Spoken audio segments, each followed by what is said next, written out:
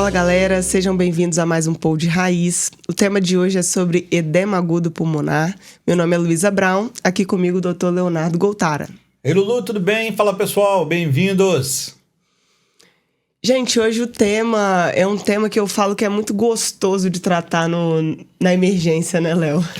Eu diria que é a segunda emergência mais legal que tem. A emergência mais legal que tem pra mim é hipoglicemia. Que você faz uma glicose, você diagnostica rápido, você faz uma glicose, você tira o paciente de coma quase morto pra zero bala, a família vem te agradecendo assim de pé junto. Se os médicos já... Você fez um milagre e a gente fez a coisa mais simples do mundo. É isso. Na verdade, não é bom que ninguém passe mal de nada, tá, gente? Nós desejamos a saúde de todos os 8 bilhões, 7 bilhões de seres humanizinhos do planeta. Mas, assim, vocês entenderam, né? Assim, mais legal no sentido, assim, responde rápido, dá pouco trabalho, modificador da vida, enfim. Hipoglicemia é a número 1. A número 2, pra mim, é edema agudo. É isso, porque assim, é aquele paciente clássico que chega pra gente, né, Léo? Você vê ele chegando afogado e sai... Ali é digno de milagre mesmo, né? Um edema agudo bem tratado sai rápido, né? Isso é legal. O paciente costuma chegar dispneico, muito dispneico, às vezes em franca insuficiência respiratória. Esse maltratado, o paciente pode sim falir a respiração e morrer. Mas o paciente chega dispneico, o paciente chega crepitando tudo, o paciente chega muito comumente com dor torácica ou com pico hipertensivo, sudoreico, sem posição, não consegue deitar no leito, não consegue ficar sentado também. O paciente chega bem mal. É bem assustador para quem nunca viu um edema agudo. Inclusive pode ser bem assustador até para médicos jovens, acadêmicos, residentes, ou eventualmente um médico que não tenha se especializado, não está acostumado a ver edema agudo, pode ser bem assustador. Com certeza é assustador para a família, para o paciente. Mas quando a gente sabe o que fazer, a coisa dá bom, a coisa flui bem. Na maioria das vezes. E nessa avaliação, assim, desse paciente que chega pra gente, muitas vezes num quadro desse catastrófico, né? O que você acha que é o principal pra gente fazer na chegada desse paciente, Léo? O quadro é catastrófico. Então, assim, ao contrário do que acontece... Como é que acontece na medicina em geral? Você faz anamnese, exame físico, elabora uma hipótese diagnóstica, pede exames confirmatórios dessa sua hipótese diagnóstica, confirma, dá o diagnóstico e depois você trata. O tratamento é o último passo. Em emergência, esse raciocínio não é exatamente assim. Em emergências em geral, e também vale para edema agudo, o tratamento muitas vezes antecede o diagnóstico. A gente começa a tratar uma coisa que a gente nem tem certeza exatamente do que é, ou do qual sabe o que é enquanto síndrome, enquanto quadro, mas não sabe o que é enquanto etiologia, qual foi a causa que aquilo trouxe. Mas a gente começa a tratar e vai dando o diagnóstico em paralelo. Então, assim, o paciente chegou, o que faz? É um pouco de tudo ao mesmo tempo agora. Didaticamente, a gente pode separar em investigação do diagnóstico, investigação da causa e tratamento. Podemos falar disso. E aí eu acho que o tratamento, que é o foco da galera, o que a galera quer ouvir aqui, né? Tem alguns pilares, né, Léo? E aí eu vou jogar uma sementinha para você aí. Lasix, Niprid, VNI para todo mundo? Olha, praticamente sim. Eu gosto muito de bons mnemônicos. Eu acho que a galera que exagera, tudo em exagero é ruim. Tem uma galera que exagera, quer fazer mnemônico para qualquer coisa, quer inventar mnemônicos que não estão consagrados. E aí acho que mais confunde do que ajuda. Mas tem alguns bons mnemônicos. Edema agudo tem o LMNOP, alfabeto. O que é o LMNOP? Confesso que eu descobri esse hoje, tá, gente? No esquenta aqui, no aquecimento. A gente tá... Lasix, morfina, nitrato, oxigênio e pressão positiva. Vamos falar um pouquinho de cada um. Lasix, furosemida. A gente vai fazer sim, todo mundo que tiver congesto. Tá? Qual que é a dose de furosemida? 40 a 60 miligramas para um adulto que não esteja em uso prévio de furosemida. E se o paciente já faz uso prévio de furosemida, você pode fazer de 2 a 2,5 vezes a dose que ele já faz uso crônico. Então, não usuários virgens, 2 a 3 ampolas. Não virgens, pega a dose que ele faz de ambulatório, multiplica por 2 ou 3 e faz. Praticamente para todo mundo. Obviamente, gente, você meteu 3 ampolas de Lasix no camarada, pelo amor de Santo Cristo, pede para passar a sonda vesical de demora, porque vai estourar a bexiga e não tem condição de assim, ficar coletando ali. Você quer mensurar essa diurese. Então, Lasix e diurético. M de morfina. Morfina está nesse mnemônico porque ela era uma droga que outrora era muito recomendada para muitas coisas. E em cardiologia, essa recomendação para muitas coisas ela está perdendo efeito. Tem o tal do Mona, ou do Monab, ou no Bonabiche, no infarto. No né? infarto, na síndrome coronariana aguda, já é hoje em dia assim, não, o M do Monabiche, a primeira letra, que é morfina, não usar morfina nos coronarianos agudos. E mesma coisa aqui no edema agudo de pulmão. O LMNOP, o M já está saindo fora. A gente tem cada vez mais evitado morfina em pacientes cardiológicos, porque trabalhos mostram piores desfechos. Então, mas fica aí porque facilita o mnemônico, tá bom? Terceira letra N. N de quê? N de nitrato, nitrato venoso, famoso nitroprussiato de sódio, nipride, nipridão na veia. Você vai tentar manter esse paciente edema agudo com a pressão o mais baixa possível, sabe? O que é o mais baixa possível? Se o paciente chega em crise hipertensiva, lembrar que não dá para baixar tudo de uma vez, senão você vai fazer um AVC isquêmico. Mas você vai baixar ali 25% no talo com nipride venoso, tá? Se você não sabe prescrever nipride, vai lá no Emergência Raiz, a gente tem posts gratuitos sobre isso. Nipride venoso. Se o paciente não está em crise hipertensiva, ele fez um edema agudo por um outro motivo qualquer, que não é um edema agudo hipertensivo, pode acontecer, a gente também vai tentar segurar, abaixar um pouquinho essa pressão, porque isso diminui a pós-carga. E aí a gente vai tentar lidar com essa pressão mais limítrofe possível dentro do que é mais baixa possível dentro do que é normal. Então a gente vai mirar ali 100 por 60, 90 por 65, 110 por 70. A gente quer uma pressão normal para baixa. Para isso, nipride. O de oxigênio. O oxigênio é praticamente universal em emergência. O paciente chega, você enfia um oxigênio nele primeiro, pergunta depois.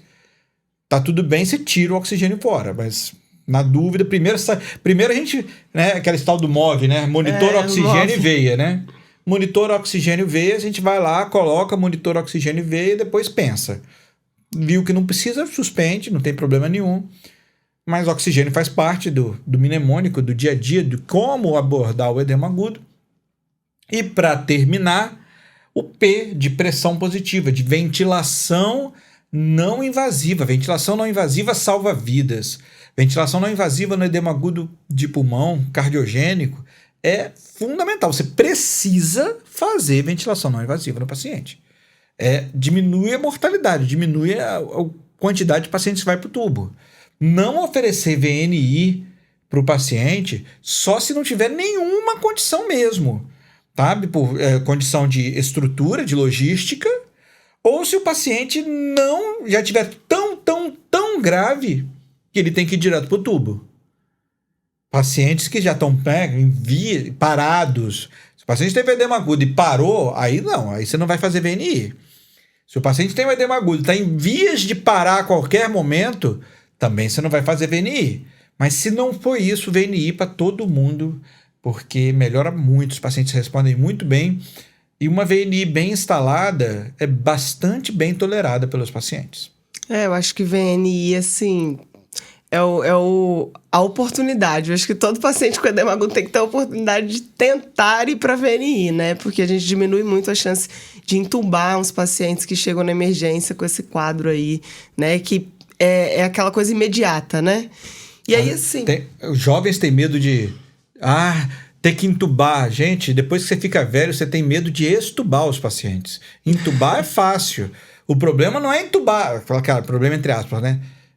Claro que o problema é entubar, mas a dificuldade não é entubar o paciente, a dificuldade é extubá-lo depois. Então, se você tem uma medida que diminui, dependendo da estatística, até 50% dos pacientes deixam de ser entubados quando faz VNI, né? Porra, 50% é muita coisa. Quando você diminui isso, evita metade das intubações, isso é muito significativo, você tem que fazer. E aí, para quem não acompanhou ainda, né, aquela sua aulinha sobre VNI no AVM do Zero, acompanhe. A gente tem uma aula inteira sobre ventilação não invasiva lá no Ventilação Mecânica do Zero. Quem quiser, está à disposição. Só ir lá no link da minha bio, do Instagram, clica lá, você vai achar o link do Ventilação Mecânica do Zero, você entra lá, tem uma aula completa sobre isso. Aliás, não é nenhuma aula, é um módulo completo sobre ventilação não invasiva lá. E aí tem alguma dica, Léo, que a gente pode instalar essa VNI ali na emergência, pelo menos naquele primeiro momento que o paciente chega pra gente? Tem. Vamos lá. Como instalar ventilação não invasiva? Primeiro ponto. Primeira coisa para fazer ventilação não invasiva é desligar todos os alarmes. Todos. Você vai no ventilador, desliga todos os alarmes. Programa a ventilação não invasiva com pressões relativamente baixas, até aquém daquelas que você gostaria de usar. E por que desligar esses alarmes, Léo? Porque vai alarmar igual um louco. Porque ventilação não invasiva, quando você está no momento de instalar, vai vazar, vai dar fuga de ar, vai dar pressão inadequada. Vai aumentar a ansiedade do paciente. Vai botar louco. O botão mais importante é o botão do silêncio, gente. Pelo amor de Deus. Então desliga os alarmes nesse momento. Depois a gente vai ligá-los. Mas nesse momento você desliga todos os alarmes, faz a programação aquém do que você gostaria, e aí você vai ao paciente, tenta, dentro do que é possível, explicar para ele o que é o procedimento, mostra a máscara, mostra, se for o caso, mostra até, olha, encosta no rosto dele com a mão, não vai amarrando na cabeça. Vai com a mão, encosta lá, deixa ele sentir o ventinho, fala que aquilo vai ajudar ele, que é uma respiração diferente, mas que ele não vai se sufocar com aquilo. Gasta uma saliva ali. Começa a aplicar VNI, ainda sem amarrar o cabresto atrás da cabeça, segurando ali manualmente. Você precisa ficar do lado do paciente. Se você tiver um físio para estar junto com você, melhor ainda.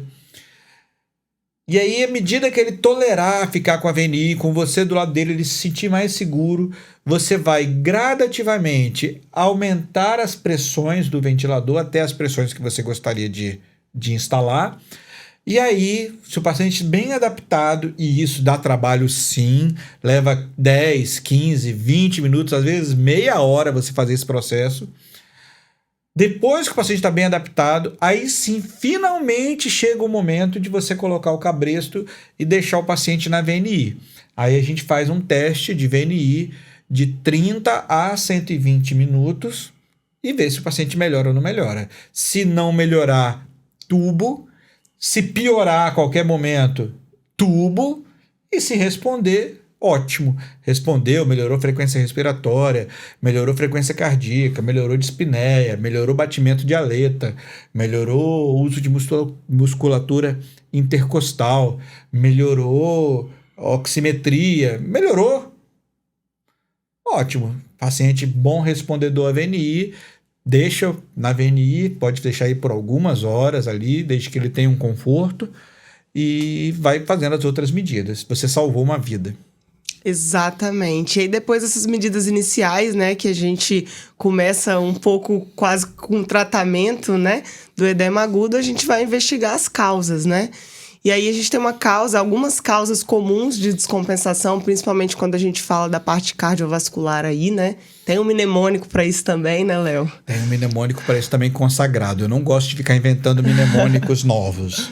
Mas tem um mnemônico... Mas esse eu gostei da dica. Não, tá esse é anotado. consagrado, tá publicado em livros, etc e tal, que é o CHAMPS, né?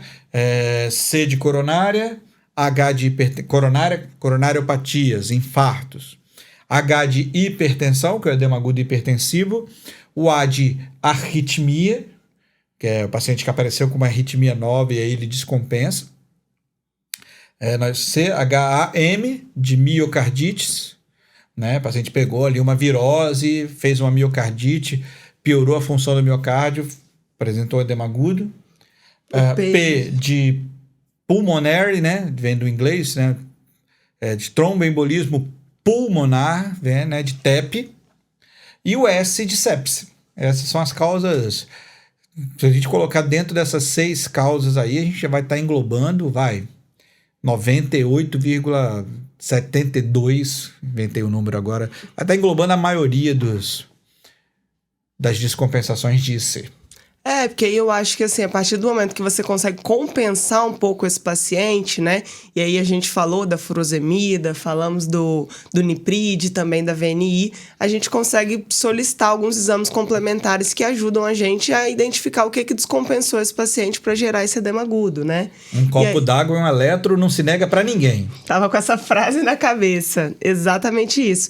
E aí a gente vai solicitar exames, enfim, laboratório que ajuda, né? Laboratório geral, o eletro, que eu acho que é fundamental. Marcadores de necrose miocárdica, troponina. Se você não tiver troponina, usa CK, CKMB, CKMB massa. Usa o melhor que você tiver, mas idealmente troponina. Isso, lembrar que ela muitas vezes vem positiva e não necessariamente está relacionada ao infarto, mas que a história e aos pouquinhos, coletando uma boa anamnese, você consegue abranger, né, os seus diagnósticos. E uma coisa que eu também acho que é sempre legal a gente comentar, né, é o ultrassom. Ultrassom pulmonar é vida aí para esse diagnóstico. A gente tem as linhas B, né, que são muito comuns aí nessa congestão do edema agudo, né? Dá para fazer ultrassom pulmonar, dá para ver linha B, eventualmente você vai ver um derrame pleural, se for uma IC mais crônica, você pode ver literalmente disfunção, alguma parede. Se for coronariopatia, você pode ver alguma parede que não está batendo tão bem quanto as outras paredes. Ultrassom point of care, nós já falamos disso aqui. Se for TEP, né? Aumento de VD, enfim. Exato. Ultrassom point of care, a gente já falou disso, acho que em outro episódio, é o futuro, né? Da medicina, a gente apoia 100%. Toda vez que alguém falar faz um POCUS, faz um ultrassom point of care, a chance de estar certo é enorme. Né? Assim, eu inclusive, eu estava dando essa dica na aula da residência, acho que foi ontem. Foi. Falei, olha, qualquer pergunta que a gente fizer aqui na residência, se você responder ketamina ou ultrassom point of care, a chance de estar certo é enorme. Mas a gente acaba... Então, assim, a gente apoia, incentiva. Se você usa, tem um monte de sinais ultrassonográficos que podem ser vistos, que podem ajudar no seu diagnóstico. E a gente quer muito que isso vire uma realidade no país. Infelizmente, ainda não é uma realidade disseminada, principalmente fora das grandes escolas, dos grandes centros. A maioria dos colegas ainda não sabe usar ultrassom point of care. E como a gente aqui, a nossa proposta é fazer uma coisa raiz, a gente dá um pouquinho menos de ênfase para ele, porque eu quero ensinar, eu, a Luísa, a gente quer, a nossa residência, o nosso podcast, a gente quer passar para vocês como resolver as coisas com as ferramentas que vocês têm. Porque senão vira PicFlow, o nosso caviar da asma, que é lindo, mas que ninguém nunca tem. Então, eu não quero ensinar, não quero ficar aprofundando em caviares aqui, mas é bem menos caviar, já tem bem mais do que PicFlow, mas ainda não chega nem sequer perto de ter 50% dos serviços. Então, se tem, legal, usa, vale muito, ajuda pra caramba. Se não tem um monte de outras coisas que você pode fazer que vai te ajudar também pra caramba. Então, para hoje, galera, são as dicas raízes aí para a gente conduzir um edema agudo no departamento de emergência. Não são para todos, como nada na medicina é matemática, né? Mas acho que é um bom caminho a gente pensar em compensar esse paciente, identificar esse padrão congestivo, furosemida, niprid quando indicado, e a VNI, que eu acho que é salvador de vidas para esse paciente. E aí, com calma, né, através de exames complementares, eletro, laboratório, ultrassom, a gente identificando as causas para poder tratar esse paciente aí da melhor maneira, né, Léo? É isso aí. Ficamos por aqui. E agradecemos você, caro ouvinte, você, caro espectador. Olhe na lente da verdade e mande a sua sugestão de tema, mande a sua sugestão de discussão. O que você quer ouvir aqui nos próximos episódios do Emergência Raiz? É só você fazer contato diretamente lá no Instagram, via DM. Pode ser no meu, pode ser no da Luísa, @Emergência Raiz, @Luísa Brown. Só mandar pra gente. A gente vai produzir aqui, a gente tá aqui para ajudar vocês. É isso. É Obrigado. isso, galera. Tchau, tchau.